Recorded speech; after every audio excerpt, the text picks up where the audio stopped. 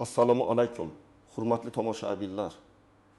Bugun men juda muhim va og'riqli mavzuni tushuntirib bermoqchiman. Pensionerlarning hisob raqamlaridan pul yo'qolib qolishi, karta balansi birdan 0 bo'lib qolishi. Pensiya tushganidan keyin bir necha daqiqa ichida yechib olinishi kabi holatlar haqida gaplashamiz. Bu ma'lumot faqat pensionerlarga emas, ularning farzandlari, nabiralari, qarindoshlari va bank kartasidan foydalanadigan har bir odamga tegishli. Chunki bitta xato, bitta SMS kodini aytib yuborish yoki bitta shubhali havolani bosish bir oylik pensiya, nafaqa yoki jamg'armani yo'qotishga olib kelishi mumkin.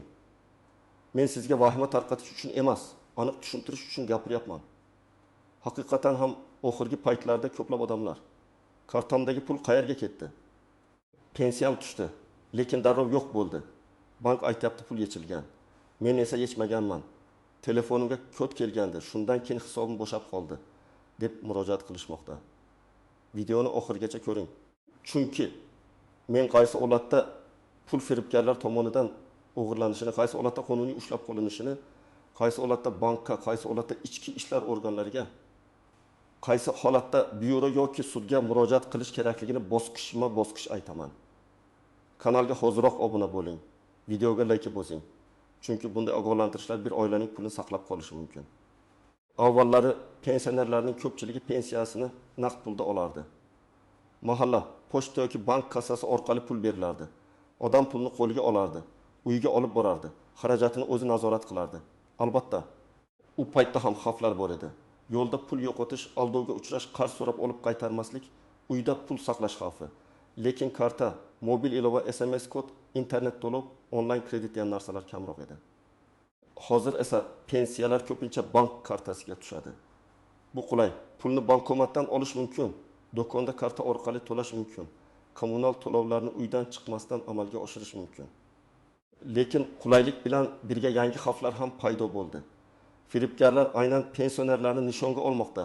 Chunki ko'pchilik keksa yoshdagi odamlar telefon orqali aldov, soxta bank xodimi, soxta havola, Telegramdagi yolg'on bot, karta raqami va SMS kod xavfi haqida yetarlicha bilmaydi. Eng katta o'zgarish shuki, pul endi faqat cho'ntakda emas, raqamli tizimda turibdi. Demak, firibgar uyingizga kelmasdan ham pulingizga yaqinlashishi mumkin. U sizga telefon qiladi, o'zini bank xodimi, pensiya bo'limi xodimi, soliq xodimi, prokuratura vakili, hatto qarindoshingizning tanishi deb tanishtiradi. Sizdan karta raqami, amal qilish muddati, SMS kod, ilova, paroli yoki telefoningizga kelgan tasdiqlash raqamini so'raydi. Ba'zan esa kartangiz bloklanadi, pensiyangiz to'xtaydi, hisobingizni tekshirish kerak. Sizga qo'shimcha to'lov chiqdi, davlatdan yordam puli ajratildi deb qo'rqitadi yoki qiziqtiradi. Shu joyda bitta narsani aniq bilib oling, bank xodimi hech qachon sizdan SMS kod so'ramaydi. Pensiya jamg'armasi xodimi ham karta parolingizni so'ramaydi. Davlat idorasi ham sizdan Telegram orqali karta ma'lumotlarini yuborishni talab qilmaydi.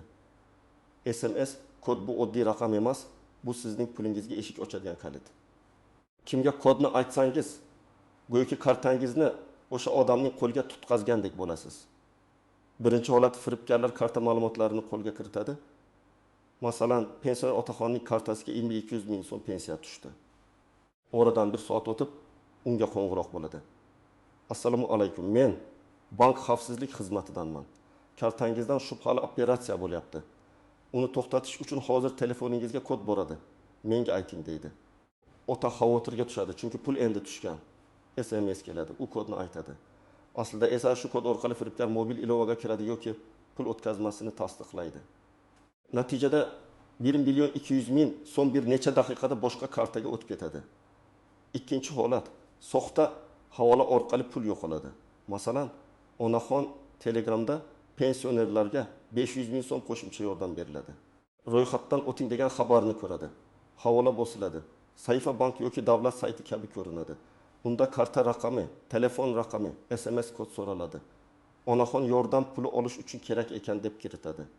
Lekin bu sahifa firibgarlarniki bo'ladi. Ular ma'lumotni oladi va kartadagi pulni yechib oladi. Uchinchi holat, telefon raqami va mobil ilova xavfsizligi. Ba'zi pensionerlarning kartasi farzandining yoki nabirasining telefon raqamiga ulangan bo'ladi. Bu har doim ham yomon emas, agar oila ishonchli bo'lsa va nazorat qilinsa. Lekin xavf shundaki, kimning telefon raqami bankka ulangan bo'lsa, ko'p holatda SMS kod ham o'sha telefonga boradi. Agar telefon yo'qolsa, sim karta boshqa odam qo'liga tushsa yoki nabira begona ilovalarni o'rnatib yuborsa, pul xavf ostida qoladi.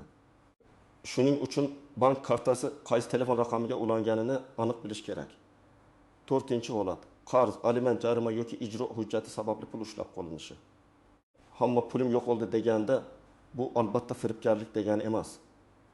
Ba'zan hisob raqamdan pul qonuniy tartibda yechiladi yoki bloklanadi. Masalan, odamning eski kredit qarzi bo'lishi mumkin. Yoki sud qarori bilan undiriladigan qarz bo'lishi mumkin.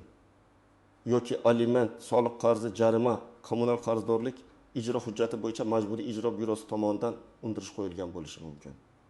Bunday holatda karta balansi kamayadi. Odam esa men yechmadim, demak o'g'irlandi deb o'ylaydi. Ammo bu vaziyatda avvalo bankdan operatsiya tafsilotini olish kerak. 5-holat avtomatik to'lovlar va obunalar. Ba'zi odamlar ilovada kommunal to'lovni avtomatik qilib qo'yadi, keyin unutadi. Yoki telefon raqamiga xizmatlar ulanadi.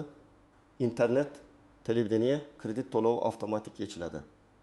Masalan, pensioner ayolning kartasidan har oy tekun 9.000 so'm qandaydir xizmat uchun yechiladi. U buni firibgarlik deb o'ylaydi. Tekshirilsa avvalroq farzand telefoniga onlayn obuna ulagan bo'ladi. Bu ham tekshirilishi kerak bo'lgan yo'nalish. Eng avvalo yangi karta olgan, mobil ilovadan foydalanishni yaxshi bilmaydigan, SMS kod nima uchun kelishini tushunmaydigan pensionerlar ehtiyot bo'lishi kerak. Chunki firibgarlar ko'pincha aynan shunday insonlarga bosim qiladi. Ular tez gapiradi, qo'rqitadi. Hozir aytmasangiz pulingiz ketadi. Men sizga yordam beryapman, telefonni qo'ymang deydi. Aslida halol bank xodimi hech qachon sizni shoshiltirib sirli kod so'ramaydi.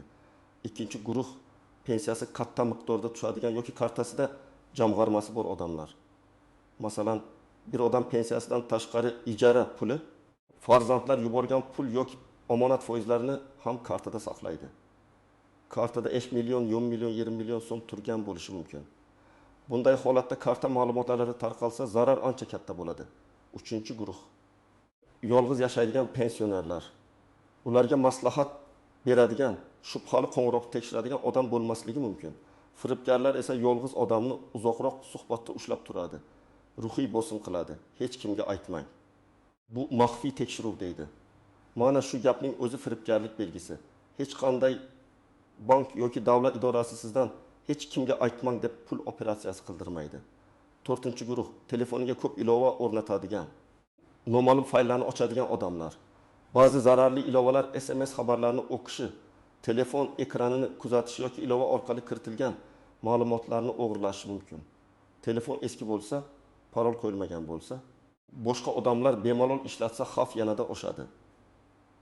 Agar sizning kartangizdan pul yechilgan bo'lsa, darhol vahimaga tushmasdan birinchi navbatda operatsiya tarixini ko'ring. Bank ilovasida yoki bank filialida pul qayerga ketgani ko'rinadi. Agar kredit to'lovi, ijro hujjati bo'yicha undirish, kommunal to'lov, bank komissiyasi, naqd pul yechish, P2P o'tkazma kabi yozuvlar bo'lsa, har birini alohida tekshirish kerak. Masalan, 5.000 so'm pensiya tushdi. 700.000 so'm kreditga yechildi. 200.000 so'm kommunalga ketdi. 20.000 so'm telefon va internetga ketdi. Balansda 20.000 so'm qoldi. Odam esa pensiya to'liq yo'qoldi deb o'ylashi mumkin. Shuning uchun raqamlar bilan tekshirish juda muhim. Men har doim aytaman, taxmin bilan emas, hujjat bilan gapiring, bankdan ko'chirib oling. Ko'chirmada sana vaqt, summa, qaysi tashkilotga yoki qaysi kartaga ketgani yoziladi. Agar hisob bloklangan bo'lsa ham, bu pul butunlay yo'qoldi degani emas. Ba'zan bank shubhali operatsiya sababli kartani vaqtincha bloklaydi. Ba'zan sud yoki ijro organi qarori bilan hisobga cheklov qo'yiladi. Bunday holatda pulni yechib bo'lmasligi mumkin, lekin sabab aniqlansa, yechim topiladi. Eng muhimi, og'zaki gapga ishonib qolmang, rasmiy ma'lumot talab qiling. Endi juda muhim nozik joylarga o'tamiz. Pensiya va nafaqa pullaridan ushlab qolish masalasida qonunchilikda ayrim cheklovlar va tartiblar bo'ladi. Hamma pulni birdaniga, hech qanday asossiz olib qo'yish mumkin emas. Lekin amaliyotda odam nimaga duch keladi? Bank biz ijro hujjatiga asosan ushladik deydi. Byuro qarzdorlik bor deydi. Pensioner esa men bunday qarzni bilmayman deydi. Shu vaziyatda his tuyg'u emas, hujjatlar hal qiladi. Agar sizdan qarz undirilayotgan bo'lsa, undirish nimaga asosan qo'yilganini so'rashingiz kerak. Sud qarorimi, notarial ijro yozuvimi, jarima qarorimi, soliq qarzimi, kredit shartnomasimi? Har birining tartibi boshqa. Bankdan faqat pul qayerga ketganini bilasiz. Lekin qarorning o'zini ko'rish uchun tegishli organ yoki ijro byurosiga murojaat qilasiz. Yana bir nozik masala, karta egasi pensioner bo'lsa ham kartadan boshqa odam foydalansa mas'uliyat murakkablashadi.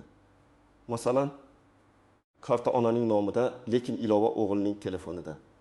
O'g'il do'stiga pul o'tkazgan, keyin oilada nizo chiqqan. Ona bankka borib pulim yo'qoldi deydi. Bank esa operatsiya SMS kod bilan tasdiqlanganini ko'rsatadi. Bunday holatda firibgarlikmi? Oilaviy nizomi ruxsat bilan qilingan operatsiyami? Buni aniqlash kerak bo'ladi. Shuning uchun pensionerning kartasi pensionerning o'z nazoratida bo'lishi kerak. Yordam berish mumkin. Lekin karta, PIN kod, ilova parol butunlay boshqa odam qo'lida qolmasligi kerak. Yana bir xavfli nuqta, men faqat karta raqamini aytdim, boshqa hech narsa aytmadim degan holat. Karta raqamining o'zi ba'zan pul olish uchun yetarli emas, lekin firibgarlar uni boshqa ma'lumotlar bilan birlashtiradi. Masalan, telefon raqami, ism, familiya, tug'ilgan sana, SMS kod, ilova paroli, karta muddati, CVV kodi. Ayniqsa kartaning orqa tomondagi 3 xonali kodni hech kimga aytmaslik kerak. Karta rasmini ham hech kimga yubormang. Pul tashlab beraman degan odamga karta raqami yetadi. Karta rasmi, SMS kod, pasport rasmi kerak emas. Birinchi misol. 6 yoshli otaxonning kartasiga 1 million 300 ming so'm pensiya tushadi. U bankomatga borishga ulgurmaydi. Kechqurun unga qo'ng'iroq qilib, kartangizdan 900 ming so'm yechilmoqchi, to'xtatamiz deyishadi. Otaxon qo'rqib ketadi. Telefonga kelgan 6 xonali kodni aytadi. 3 daqiqadan keyin 1.300 ming so'm boshqa kartaga o'tib ketadi. Bu yerda asosiy xato, kodni aytish. Bankka darhol qo'ng'iroq qilib kartani bloklash kerak edi. Lekin begona odam bilan suhbatni davom ettirmaslik kerak edi. Ikkinchi misol. 7-2 yoshli onaxon davlatdan pensionerlarga 4 ming so'm yordam degan xabarni ko'rib, havolaga kiradi. Sayt juda chiroyli. Fotogerga o'xshash rasm bor. U karta raqamini, amal qilish muddatini, SMS kodni kiritadi. Kartasida 2 million so'm bor edi, 1 million 902 ming so'm yechiladi. Bu yerda xato, rasmiy manbani tekshirmaslik. Davlat yordamlari haqida faqat rasmiy saytlar, bankning rasmiy ilovasi, mahalla yoki pensiya organlari orqali aniqlash kerak. 3-misol. Pensionerning eski kredit qarzi bor. U bu qarzni to'ladim deb o'ylaydi. Lekin 4 ming so'm pensiya yoki qolgan bo'ladi. Pensiya tushgan kuni bank avtomatik ravishda shu summani yechadi. Pensioner pulimni o'g'irlashdi deb o'ylaydi. Bank ko'chirmasi olinganda kredit to'lovi ekani chiqadi. Bu firibgarlik emas, lekin baribir tekshirish kerak. Qarz haqiqatan ham bormi? Hisob kitob to'g'rimi? Ortiqcha yechilmaganmi? 4-misol. Karta yo'qoladi. Egasi uyda qolgan bo'lsa kerak deb 2 kun izlamaydi. Aslida karta boshqa odam qo'liga tushgan bo'ladi. PIN kod esa karta solingan qog'ozda yozilgan. Bankomatdan 800 ming so'm yechib olinadi. Bu holatda xato. PIN kodni karta bilan bir joyda saqlash. PIN kodni qog'ozga yozib hamyon ichida olib yurish eng xavfli odatlardan biri. 5-misol. Navra buvisining telefoniga o'yin o'rnatadi. O'yin ichida pullik xizmatlar. Reklama havolalari, soxta sovrinlar chiqadi. Telefon raqami karta ilovasiga ulangan. Bir necha kundan keyin noma'lum obunalar uchun kichik summalar yechila boshlaydi. 15 ming, 29 ming, 900 so'm. Bitta summa katta emas, lekin oy oxirida 200 ming so'm bo'lib qoladi. Bu ham nazorat kerakligini ko'rsatadi. Endi eng muhim qism nima qilish kerak? Men buni aniq tartibda aytaman. Birinchi qadam. Agar kartangizdan pul yo'qolganini sezsangiz, darhol kartani bloklang.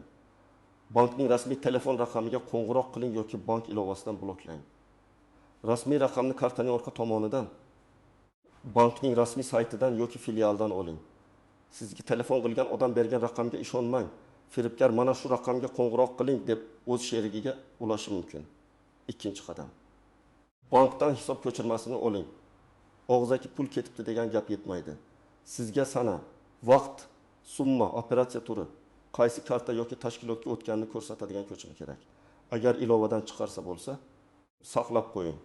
Agar tushunmasangiz, bank filialiga boring va xodimdan tushuntirib berishni so'rang. 3-qadam, agar operatsiyani siz qilmagan bo'lsangiz, bankka yozma ariza bering. Arizada falon sanada, falon vaqtda, falon summa mening roziligimsiz yechilgan. Operatsiyani tekshirib berishingizni va zarur choralar ko'rishingizni so'rayman deb yozing. Arizaning nusxasiga qabul qilingan sana va raqam qo'ydiring. Faqat og'zaki aytib qaytib ketmang. 4-qadam, firibgarlik alomati bo'lsa, ichki ishlar organlariga murojaat qiling. Arizaga bank ko'chirmasi, SMS xabarlar skrinshoti, qo'ng'iroq qilgan raqam, Telegram yozishmalari. Havola manzili, karta ma'lumotlari so'ralgan, sahifa rasmi, barcha dalillarni ilova qiling. Telefoningizdagi yozishmalarni o'chirib yubormang. Qo'ng'iroq jurnali ham kerak bo'lishi mumkin. 5-qadam. Agar pul ijro hujjati sababli ushlangan bo'lsa, majburiy ijro byurosi bo'lmagan yoki tegishli organga boring. O'zingiz bilan pasport yoki ID karta, pensiya kartasi ma'lumotlari, bank ko'chirmasi. Qarz bo'yicha hujjatlar bo'lsa, ularni olib boring. Mening hisobimdan falon summa ushlangan. Undirish qaysi hujjat asosida qo'yilganini va hisob-kitobni ko'rsatishingizni so'rayman deb yozma murojaat qiling. Agar qarz sizniki bo'lmasa yoki summa noto'g'ri bo'lsa, shikoyat qilish mumkin. 6-qadam. Telefon va karta xavfsizligini tekshiring. Bank ilovasidagi parolni almashtiring. Telefoningizga ekran paroli qo'ying. Begona ilovalarni o'chiring. Telegram, SMS va bank ilovasida shubhali xabarlarni ochmang. Agar SIM karta yo'qolgan bo'lsa, darhol operatorga murojaat qilib bloklang. SIM karta ham pulingizga bog'langan kalit hisoblanadi. 7-qadam. Kundalik limit qo'ying. Ko'p bank ilovalarida karta orqali kunlik yechish yoki o'tkazma limitini kamaytirish mumkin. Masalan, kartada 5 million so'm tursa ham, kunlik onlayn o'tkazma limitini 3 million yoki 5 million so'm qilib qo'yish mumkin. Bu firibgarlar kirib qolgan taqdirda ham zararni kamaytiradi. Katta summa kerak bo'lsa, limitni vaqtincha oshirib, keyin yana pasaytirasiz. 8-qadam. Pensiya tushgan kuni pulni butunlay kartada ochiq qoldirmaslik masalasini o'ylang. Men hammani naqd pulga o'ting demayman. Lekin kim mobil ilovadan foydalanishni bilmasa, telefon xavfsizligi yaxshi bo'lmasa, katta summani bitta kartada saqlamasin. Zarur xarajat uchun bir qismini qoldirib, qolganini ishonchli omonatga, alohida hisobga yoki bankdagi boshqa xavfsiz mahsulotga joylashtirish mumkin. Buni bank xodimidan rasmiy tartibda so'rab biling. 9-qadam. Oilada kelishuv qiling. Farzandlar ota-onasiga hech kimga SMS kod aytmaysiz. Telefon qilgan odamga karta ma'lumotini bermaysiz. Shubhali xabar bo'lsa, avval menga ko'rsatasiz deb tushuntirish kerak. Bu buyruq ohangida emas, mer bilan bo'lishi kerak. Chunki ko'p pensionerlar uyalgani uchun aldanganini yashiradi. Vaqtida aytsa, kartani bloklab, pulning bir qismini saqlab qolish mumkin. Hech qachon SMS kodni aytmang. Hech qachon karta orqasidagi CV kodni yubormang. Hech qachon bank ilovasi parolini aytmang. Hech qachon begona odam aytgan ilovani o'rnatmang. Hech qachon Animdesk, TeamViewer yoki shunga o'xshash masofadan boshqarish ilovalarini bank xodimi aytdi deb o'rnatmang. Firibgarlar telefoning ekranini ko'rib, ilovaga kirib pul o'tkazishi mumkin. Hech qachon sizga yutuq chiqdi, soliq to'lang. Kompensatsiya olasiz, kartani tasdiqlang. Pensiya oshiriladi, ro'yxatdan o'ting degan xabarlarga darhol ishonmang. Rasmiy ma'lumotni alohida tekshiring. Agar davlat yordam bo'lsa, olish uchun sizdan karta paroli yoki SMS kod so'ralmaydi. Hech qachon PIN kodni karta yonida saqlamang. PIN kod tug'ilgan yil 1121, 1234, 1000 kabi oson raqam bo'lmasin. Bankomatda pul yechayotganda atrofga qarang. Klaviaturani qo'lingiz bilan yoping. Begona odam yordam beraymi desa ehtiyot bo'ling. Bankomat oldida yordam kerak bo'lsa, bank filialining rasmiy xodimini chaqiring. Agar bank operatsiyasi tushunarsiz bo'lsa, bank filialiga boring. O'zingiz bilan pasport yoki ID karta, bank kartasi, telefon, SMS xabarlar va iloji bo'lsa skrinshotlarni olib boring. Arizada aniq yozing. Mening kartamdan falon sanda falon summa yechilgan. Ushbu operatsiya bo'yicha batafsil ma'lumot berishingizni, operatsiyani kim va qanday usulda amalga oshirganini tekshirishingizni so'rayman. Agar firibgar qo'ng'iroq qilgan bo'lsa, ichki ishlar organiga ariza yozing. Arizada voqeani tartib bilan bayon qiling. Qachon qo'ng'iroq bo'ldi? Qaysi raqamdan bo'ldi? O'zini kim deb tanishtirdi? Sizdan nima so'radi? Qanday kod keldi? Qancha pul ketdi? Bitta gapni yodda tuting. Men o'zim aytib qo'ydim. Endi foydasi yo'q deb o'ylamang. Baribir murojaat qiling. Chunki firibgarlik zanjiri aniqlanishi, boshqa jabrlanuvchilar bilan bog'lanishi karta egasi va pul yo'nalishi tekshirilishi mumkin. Agar ijro bo'yicha ushlab qolingan bo'lsa, MIBga yoki tegishli organga yozma murojaat qiling. Menga nisbatan ochilgan ijro ishi raqami, undirish asosi, qarz summasi. Ushlab qolingan summa va qolgan qarz haqida yozma ma'lumot berishingizni so'rayman deb yozing. Agar siz bu qarzdan xabarsiz bo'lsangiz, hujjat nusxasini talab qiling. Agar e'tirozingiz bo'lsa, yuqori turuvchi organga yoki sudga shikoyat qilish tartibini so'rang. Agar karta boshqa odam telefoniga ulangan bo'lsa, bankda telefon raqamini yangilang. Pensionerning o'z raqami bo'lsa, kartani o'sha raqamga ulang. Agar farzand yordam bersa ham, har bir operatsiya egasiga tushunarli bo'lishi kerak. Bu ishonchsizlik emas, bu moliyaviy tartib. Hurmatli tomoshabinlar, pensionerlarning hisob raqamlari o'z-o'zidan nollashib ketmaydi. Har bir holatning sababi bor.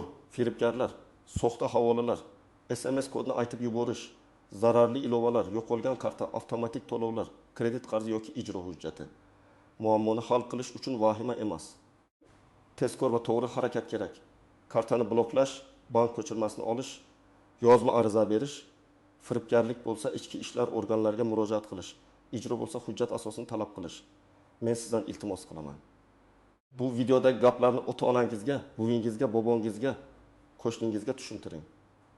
Ayniqsa bitta qo'ydani ularning yo'liga soling. SMS kodini hech kimga aytmaslik kerak. Karta, rasmiy karta orqasidagi kod, ilova, paroli va telefon tasdiqlash raqami begona odamga berilmaydi. Sizda shunday holat bo'lganmi? Kartangizdan pul tushunarsiz yechilganmi? Bank yoki ijro organlari bilan muammo bo'lganmi? Firibgarlar qo'ng'iroq qilganmi? Izohlarni yozib qoldiring. Boshqalar ham tajribangizdan xulosa qiladi.